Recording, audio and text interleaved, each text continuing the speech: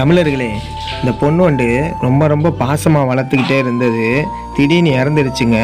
என்ன காரணம்னா, இந்த பொண்ணு வந்து முட்டை விட்டதுக்கப்புறம் அதுவே டெத் ஆயிருமா. அதுக்கப்புறம் அந்த முட்டை பொரிச்சு 3 மாதம் சென்று அந்த புழு மாதிரி அதுக்கப்புறம் தான் பொண்ணு உருவாகுமா. இதோட வாழ்க்கையே இதுதான். நம்ம ஆரிஸ் விலாங் சேனலில் எல்லாருமே அந்த பொண்ணோண்ட விட்டுருங்க விட்டுருங்க அப்படின்னு சொல்லி சொன்னாங்க.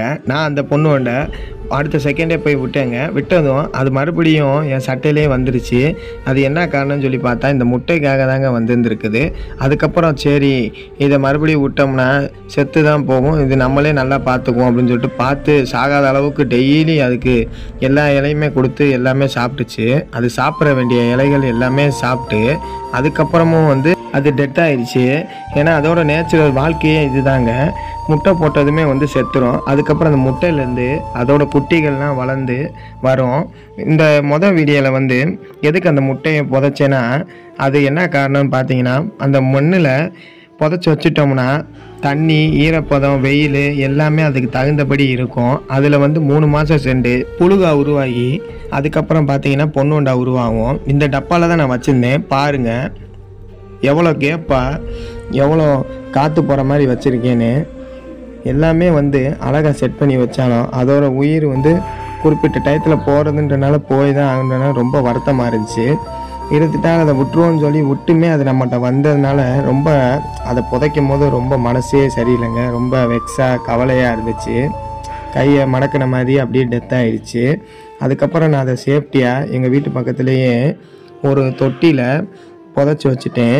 ஏன்னா அது அப்பப்போ நம்ம பார்த்துக்கலாம். வேறு இடத்துல எங்கேயும் புதைச்சோம்னா நாய் ஏதாவது ஒன்று அதை தோண்டி விட்டு எடுத்து வெளியே தள்ளி விட்டுரும். அது ஒரு நிம்மதியான சாகும்போது கூட அதுக்கு வாழ்க்கை இல்லாத மாதிரி இருக்கும். அதனால இங்கே வீட்டுக்கிட்டே புதைச்சி வச்சுட்டேன்.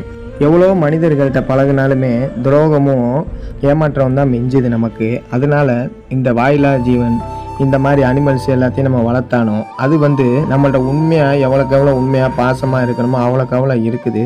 ஆனால் குறிப்பிட்ட நாளில் அதுவுமே இறங்குறதுனால அதுவே நம்ம வளர்க்குறதுக்கு ரொம்ப மனசே விரக்தி ஆயிடுது. ஏன்னா நம்ம என்ன அனிமல்ஸ் வளர்த்தாலும் என்ன விலங்கினம் வளர்த்தாலுமே அதுக்கு இருக்கிற ஆயுசு வரைக்கும் தானங்க இருக்கும். மனிதர்களுமே அப்படி தானே. அதனால் ரொம்ப வெக்ஸாக இருந்துச்சு. எதுக்குடா இது பண்ணிக்கிட்டு அப்படின்னு சொல்லி ரொம்ப கவலையாக இருந்துச்சு. அதுக்கப்புறம் இந்த முட்டையை நான் எதுக்கு இந்த மண்ணில் போட்டு மூடி விடுறேன்னா, கொஞ்ச நேரத்துக்கு முன்னாடி சொன்னேன் பார்த்தீங்களா, அந்த 3 மாதத்தில் புழுகா வரும்னு. இது இங்கே நம்ம வீட்டுக்கு நம்ம செடிக்கிட்டே போட்டோம்னா அப்பப்போ நம்ம பராமரித்து நம்ம பார்த்துக்கலாம். ஏன்னா நம்மள்ட்ட இருந்த பொண்ணு தான் செத்துருச்சு. இந்த பொண்ணோடனால பூச்சி ஆகி அதுவாக பறந்து போகட்டும். அதை நம்ம பார்க்குறக்காக ஜான்சனால் நமக்கு கிடைக்கும்ல, அதுக்காக தான் நம்ம வீட்டுக்கு அப்படியே நம்ம செட் பண்ணி வச்சாச்சு.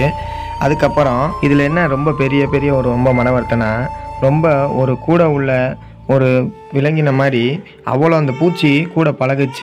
இந்த வாழ்க்கையில் யாருக்குமே நிரந்தரமான வாழ்க்கை கிடையாது இல்லைங்க.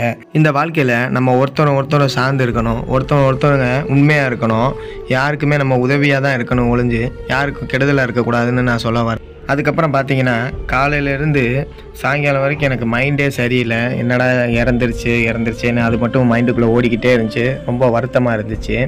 இதுலேருந்து என்ன தோணுதுன்னா, இனிமேல் எதுவுமே நமக்கு வளர்க்கக்கூடாதா அப்படின்னு நமக்கு தோணினாலும் ஒரு சில கட்டத்தில் நம்ம வளர்க்கலான்னு சொல்லி ஆசை நம்மளை கண்மூடித்தனமாக மறைச்சிடறதுனால நம்ம இதெல்லாம் வளர்க்க வேண்டியதாகிடுங்க. இந்த இடத்துல தான் வச்சுருப்பேன். இனி இந்த இடத்துல இதை இப்படி எம்டி இடமா தான் நம்ம பார்க்க முடியும். அதுக்கப்புறம் இந்த செடியெல்லாம் அப்படியே வீணாக போச்சு. டெய்லி பிடிட்டு இத்தனைக்கு போட்டுருவேன். ஏன்னா அதுக்கு ஆயுசு வளர்ந்து அந்த மாதிரி தானேங்க அந்த பொண்ணோண்டு வாழ்க்கை. ரொம்ப வருத்தமாக இருந்துச்சுங்க, கவலையாக.